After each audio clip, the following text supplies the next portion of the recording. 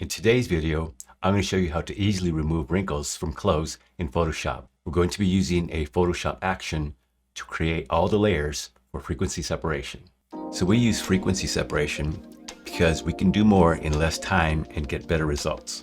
So no matter what your skill level is, you can adapt this workflow here.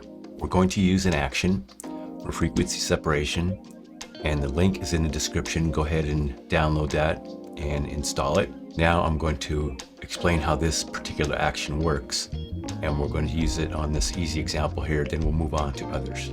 After you have the action downloaded and installed, so come up here to Actions, and you're going to see FS2 plus Median. And come down here to FS2 16-bit, highlight that, and here is the play button, click that, and the first thing that happens is the Median dialog box pops up. Now sometimes you'll see Gaussian blur being used in this step for frequency separation, but we're going to use Median. So now we need to find the sweet spot when using Median.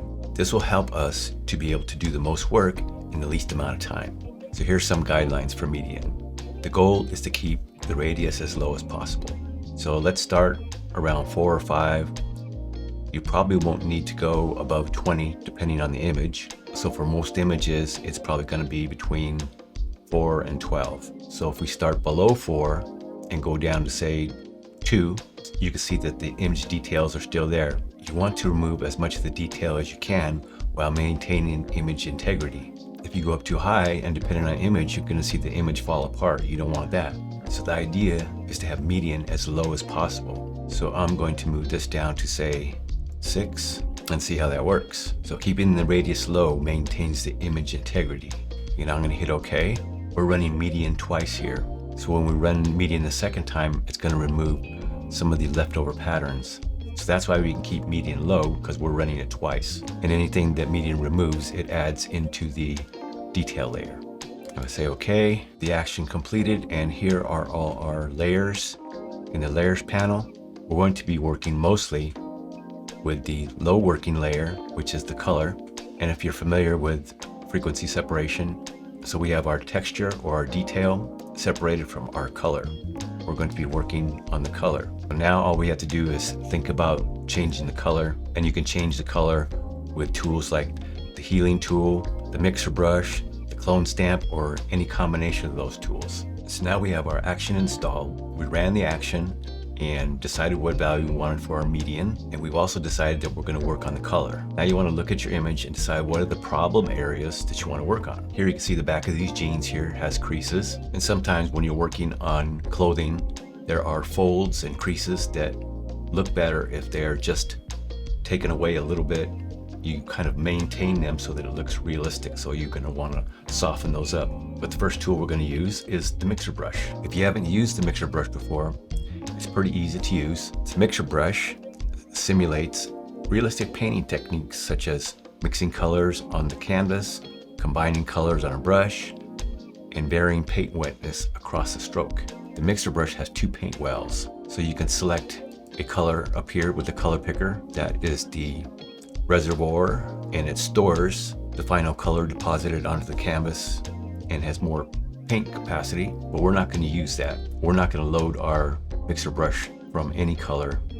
We're actually not going to paint a color, we're going to mix colors. We're actually going to use the pickup well. So to use that, make sure that this is transparent, and make sure that this icon right here is selected right next to this word custom. So as far as all our settings up here, the load, leave at 100%, and mix at 100%. Make sure that those values are at 100 because all of the paint is going to be picked up from the canvas. And flow, leave that at 100% because that works very similar to the way flow works for the brush tool. And wet controls how much paint the brush picks up from the canvas. So for now, leave the flow to 100. So I'm going to change the wet value to something like 20 and make sure I am on the low working layer. And I'm going to brush across the wrinkle or the fold and make the brush big enough where it takes care of my wrinkles and my creases. We're maintaining the texture. In fact, some of this could be texture because we're taking care of the color. And if you think you've gone too far, you can change the opacity. And so using the mixer brush like this, we're just pushing color.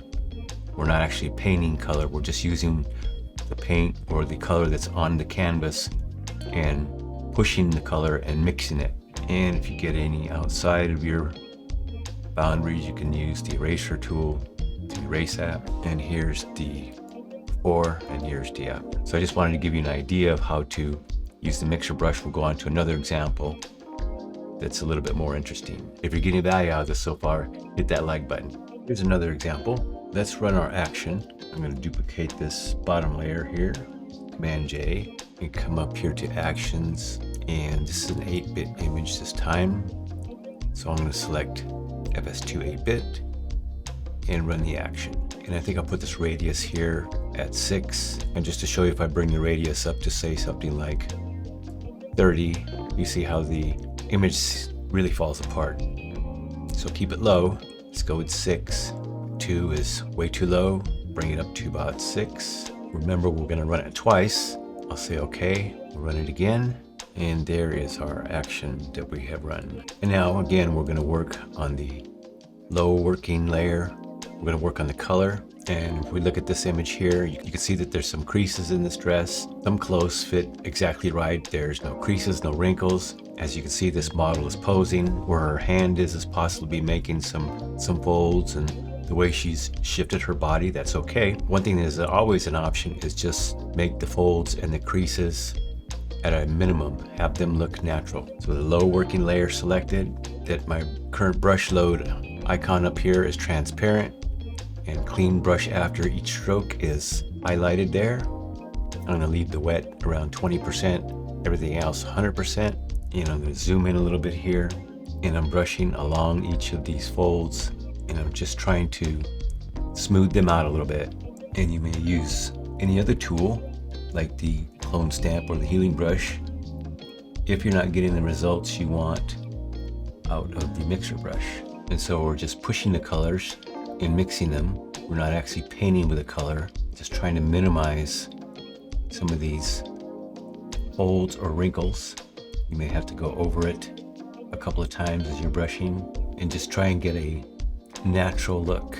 You can see that your folds or your creases are reducing, and every so often you can zoom out, and there is how it looks so far. There is the before and there's the after. Again, if you think you've gone too far, you can either put a layer mask on the low working layer and paint out what you do not want. You could change your opacity to somewhere where it looks natural, say something like that. At this point, we've just used the mixer brush to make the folds or the creases a little bit less than they were, so it looks natural. If you want to know more about Photoshop, click or tap on one of the videos on the screen now. If you haven't already, subscribe, like, and share this video. Thanks for watching, and remember, it's never too late to learn. See you in the next video.